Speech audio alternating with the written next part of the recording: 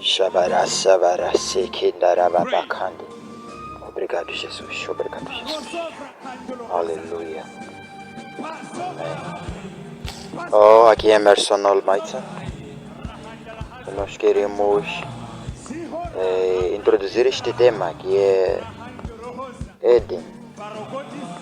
Primeira parte. Aleluia. Dissakanderskia para sucodia para em nome de Jesus. Em nome de Jesus. Amém. Bom, nós nesta primeira parte queremos nos focar em entender o que de fato o Éden é e mais outros detalhes. Amém? Bom, Shabababa Sandarabassundikia Bakai Mundo Socoria Bakai. Éden provém do hebraico, que significa, e o hebraico, que é a palavra Yeden, que significa prazer. Então, nós vemos isto Gênesis capítulo 2, versículo 8. E a palavra de Deus diz assim: E plantou o Senhor Deus um jardim no Éden, da banda do Oriente, e pôs ali o homem que tinha formado. Amém? Quando nós olhamos a palavra de Deus atentamente, ela nos deixa clarificados quanto a isso, de que Éden não era o jardim. Éden nunca foi o jardim, mas Éden era a localização onde o jardim estava situado. Em outras palavras, estou a dizer que Deus foi plantar um jardim e o nome do lugar aonde Deus plantou este jardim é que se chamava Éden. Por isso a Bíblia diz: e plantou. Quem plantou? Deus. E plantou o Senhor Deus um jardim no Éden, na banda do Oriente, que era o lado oriental de um certo lugar que se chamava já Éden por algum motivo. E nós dissemos que Éden significa prazer, que é a palavra hebraica Yeden, que significa prazer. Amém? Amém? Amém? Então, entenda que o Éden não era o jardim, mas era a localização do jardim. Amém? Agora, podemos ler também outro verso que diz que e saía um rio do Éden para regar o jardim, e dali se dividia, e se tornava em 4 braços. Outro versículo interessante para analisar neste ponto é que a Bíblia diz que e saía do Éden um rio para regar o jardim. O rio não saía do jardim, mas saía do Éden e ia regar o jardim.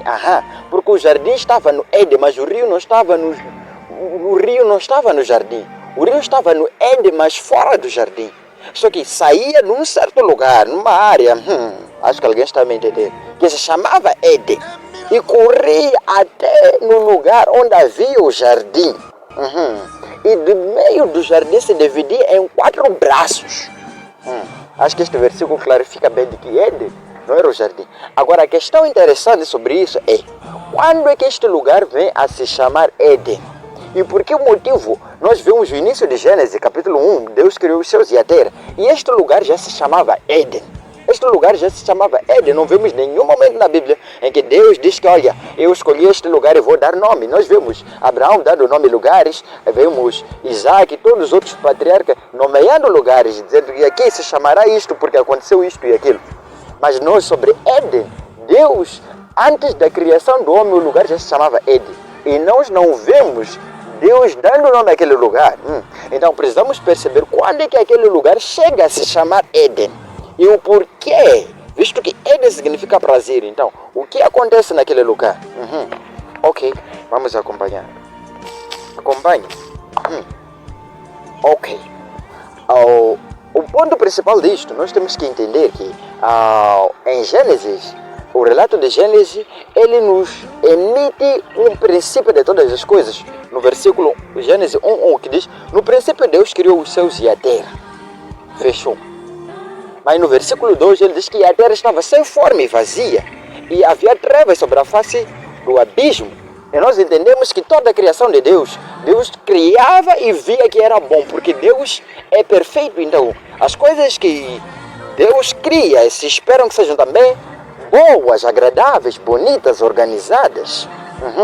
Mas nós vemos no relato do Gênesis, versículo 2, que a terra estava sem forma e vazia. Em outras palavras, a palavra sem forma aí significa que era um caos, uma desordem total, algo aniquilado, desordenado. E nós sabemos que o nosso Deus não cria coisas deste jeito, desta maneira. Então, alguma coisa acontece desde o versículo 1 em que Deus criou os céus e a terra. E nós sabemos que deve ter criado-as bem, porque Deus sempre cria as coisas perfeitas.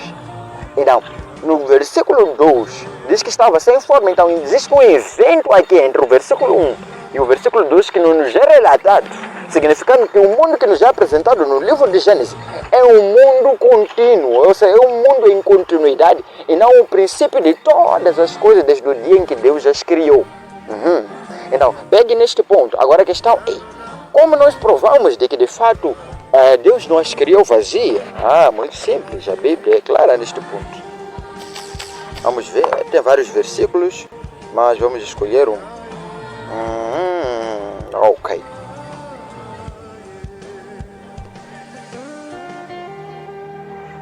Ok, Jeremias capítulo 4, versículo 23, 24 e 25. Vamos ler o que diz.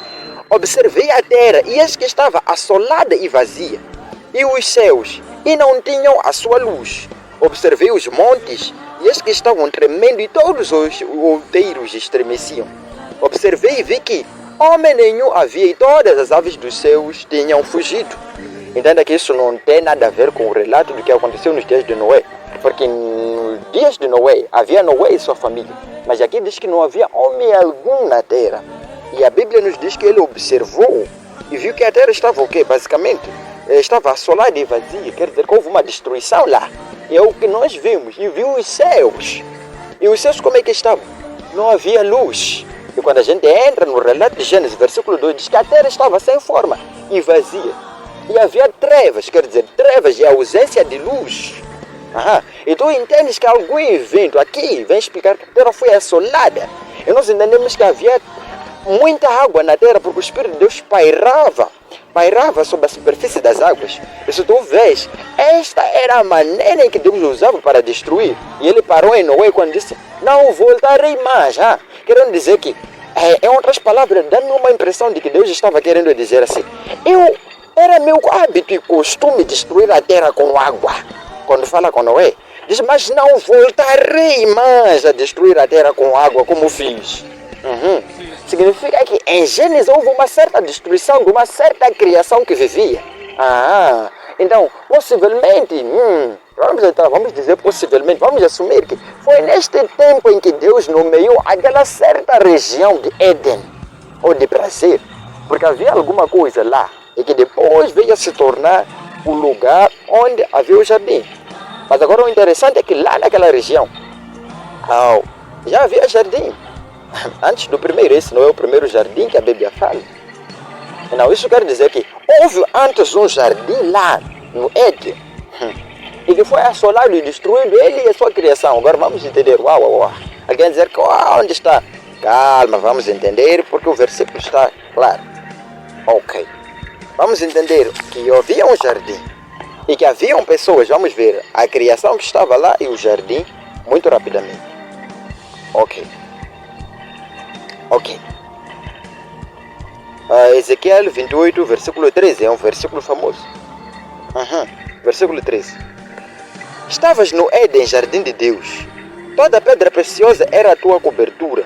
A sardônica, o topaz, e ele vai nomeando as pedras. Ok. Versículo 14. Tu eras o querubim ungido para proteger. E te estabeleci no monte santo de Deus. Estava no meio das pedras afogueadas. Andavas. Perfeito eras nos teus caminhos, desde o dia em que foste criado, até que se achou iniquidade em ti. Wait, para aí. Aqui a Bíblia diz que o diabo, o inimigo, estava no Éden, jardim de Deus. Então havia um Éden e havia um jardim. Como é que sabemos que este Éden não é este Éden e este jardim que estava no Éden, não era aquele onde Adão e Eva estavam? Como é que nós sabemos? É porque a Bíblia diz que tu estavas no Éden, jardim de Deus, ok? E no versículo 15 ele nos diz que até que pecado fosse achado em ti. Significa o diabo viveu num certo jardim que estava no Éden também. Até que o pecado fosse achado nele. Até que a iniquidade foi achada nele, ele no jardim. Significa o quê? Que o diabo, no jardim do Éden que nós conhecemos, onde estava Adão e Eva, o diabo não foi, o diabo esteve lá já pecaminoso, enquanto era o diabo. Ele já não era mais o Lúcifer, que significa aquele que traz luz, que é o nome verdadeiro do diabo, não é? Porque diabo não é o nome, mas é o que ele faz. Enfim, tu consegues entender a partir disso que o diabo no jardim do Éden, ele já era iníquo. Mas aqui neste jardim que a Bíblia menciona no livro de Ezequiel, capítulo 28, diz que tu estavas no Éden até que o pecado fosse achado. Quer dizer que estava no jardim enquanto era santo, justo, bom, reto, e viveu lá até que o pecado fosse achado nele. Eu sei que aqui há muito problema com teólogos, porque dizem que Lúcifer estava nos céus, por isso que caiu. Espera, acompanhe, porque a Bíblia também volta a nos dizer. Vamos ver onde é que ele vivia. Se de fato vivia no céu, eu não sei. Vamos ver juntos aqui. Aleluia. Isaías capítulo 14, versículo 12. Diz como caíste do céu, e é aqui onde as pessoas dizem, ele estava no céu. Calma, vamos acompanhar todo o versículo. Como caíste do céu, ó estrela da manhã, filha d'alva, como foste lançado por terra, tu que debilitavas nações. Versículo 13 vai explicar tudo. Tu que dizias no teu coração, eu subirei ao céu, e acima das estrelas de Deus exaltarei o meu trono, e no monte da congregação me assentarei da banda dos lados do norte, e subirei acima das mais altas nuvens, e serei semelhante ao Altíssimo. Que planeta você sabe que tem nuvens? Quer dizer, antes do diabo cair, primeiro ele disse, subirei aos céus. E foi nessa intenção, quando ele subiu aos céus, quer dizer que não vivia no céu. Como disse subirei, se estivesse no céu, como guardião, como os querubins que ficam ao redor do trono, se ele permanecesse completamente o tempo inteiro nos céus, não deveria ter subido, porque ele estava no lugar onde Deus estava. Acho que alguém está entendendo aqui. Então, havia um lugar onde ele vivia, necessitava de uma certa, de um certo deslocamento dele. Ele dizia que subirei acima das nuvens. Nós sabemos que o planeta tem nuvens, e o nosso. E ele disse que subirei acima das mais altas nuvens. E ele queria o quê? Tomar o trono do Altíssimo, porque ele estava na terra. Ele subiu, e lá, e quando o plano falhou, foi lançado à terra. Não negamos que o diabo foi lançado à terra, mas aqui não quer dizer que ele vivia no céu. E nós entendemos que havia um outro jardim, e havia uma outra criação. Nós queremos encerrar a parte 1 aqui, dizendo, olha, este é o Éden. Havia uma outra criação, havia um outro povo que vivia antes mesmo do Éden que nós conhecemos, em que vivia lá Adão e Eva.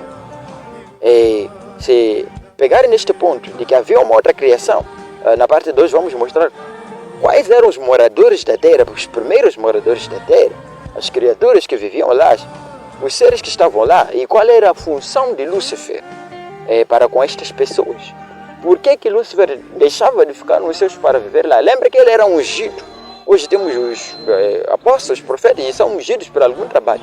E ele era querubim, mas não só querubim, mas querubim ungido. Para algum propósito ele foi. Então, é neste propósito, é nesta linha de pensamento que nós temos que perceber que existia mais do que isto. Entenda, lembra-te que o Éden é o lugar que a Bíblia diz que era o prazer, significava prazer, porque Deus planta lá um jardim no lugar do seu prazer. E não, se o Éden é o prazer, e Deus diz que, e coloquei o homem, diz que Deus plantou um jardim no Éden, que significa prazer, e coloquei lá o homem que havia formado. Significa que Deus cria o homem do seu prazer e coloca ele no centro do lugar na terra onde ele amava, onde ele tinha prazer. Nós sabemos que o prazer de Deus é Jesus Cristo, o Messias. Porque ele disse, tu és o meu filho amado em quem eu me comprazo. E não. Tudo quanto é necessidade atual, nós só precisamos simplesmente ficar nele. Porque a Bíblia diz, diz que é todo aquele que se estás em Cristo Jesus, nova criatura és. Significa que Cristo Jesus não é apenas alguém, mas também um lugar. E este é o verdadeiro Éden atual. Este é o verdadeiro Éden. E nós precisamos permanecer neste Éden. Viver neste Éden, Jesus Cristo, que é o Filho de Deus, aquele que Deus se compraz, aquele que Deus tem prazer. E é este o nosso Éden atual, que nós precisamos prevalecer. Amém? Voltamos com parte 2 e com mais revelações. Acompanhe-se o meu canal e subscreva-se no YouTube. Emerson Almighty. Amen and amen. Hallelujah.